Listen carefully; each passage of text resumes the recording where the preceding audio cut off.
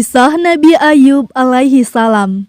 Kesabaran Nabi Ayub dalam menerima cobaan dari Allah Subhanahu wa Ta'ala.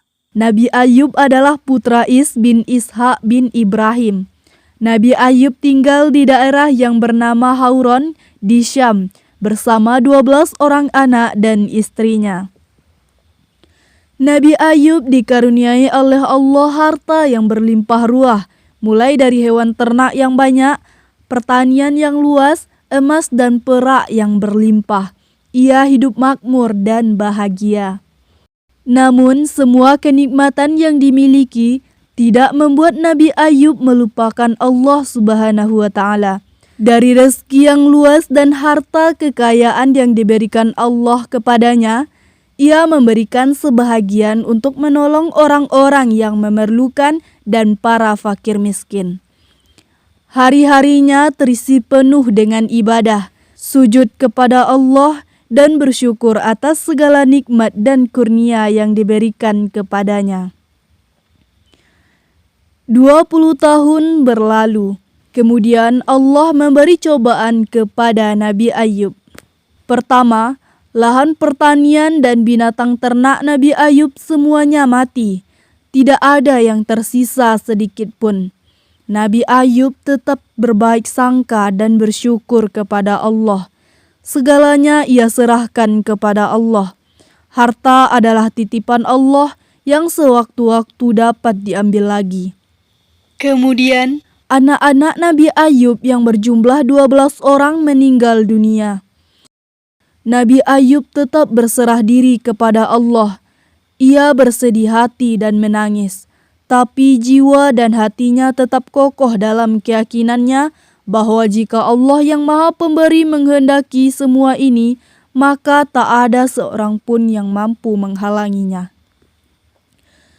Selanjutnya, Nabi Ayub dikasih penyakit kulit yang menjijikkan dan sampai mengeluarkan bau yang busuk, kecuali 2, yaitu jantung dan lisannya. Tidak ada satu jengkal di badannya kecuali semuanya dikasih penyakit kulit oleh Allah.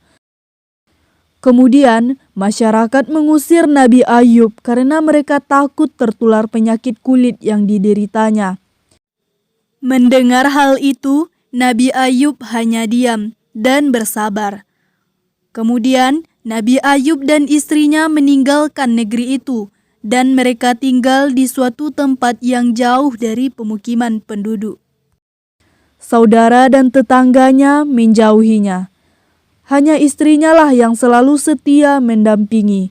Nabi Ayub terus bersabar menerima cobaan ini tanpa mengeluh.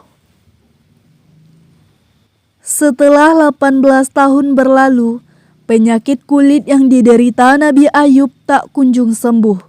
Nabi Ayub terus bersabar, berikhtiar, dan berzikir menyebut nama Allah. Nabi Ayub tidak pernah berdoa meminta kepada Allah, "Sembuhkan hamba ya Allah." Tidak pernah. Ini salah satu bentuk ridho terhadap takdir Allah Subhanahu wa Ta'ala.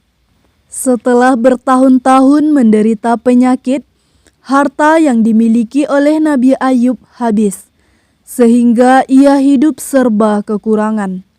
Walaupun demikian, istri Nabi Ayub terus setia mendampinginya. Dia berkhidmat kepada suaminya dengan penuh kesabaran, mengharapkan pahala dari Allah. Meskipun cobaan ini sangat panjang dan dia tidak tahu kapan cobaan ini akan berakhir. Hari demi hari penyakit Nabi Ayub semakin parah, sehingga mempersulitnya dalam beribadah. Akhirnya Nabi Ayub berdoa kepada Allah. Sebagaimana dijelaskan dalam Al-Quran surat Al-Anbiya ayat 83. Dan ingatlah kisah Ayub ketika dia berdoa kepada Tuhannya. Ya Tuhanku, sungguh aku telah ditimpa penyakit, padahal Engkau Tuhan yang Maha Penyayang dari semua yang penyayang. Kemudian Allah berfirman kepada Nabi Ayub. Dijelaskan dalam Al-Quran surat Shad ayat 42. Hentakkanlah kakimu, inilah air yang sejuk untuk mandi dan untuk minum. Kemudian Nabi Ayub menghentakkan kakinya, lalu keluarlah air yang sejuk. Nabi Ayub mandi dan minum dengan air tersebut. Seketika itu, hilanglah semua penyakit yang ada di tubuhnya. Nabi Ayub kembali segar bugar seperti dulu sebelum sakit, seperti 18 tahun yang lalu.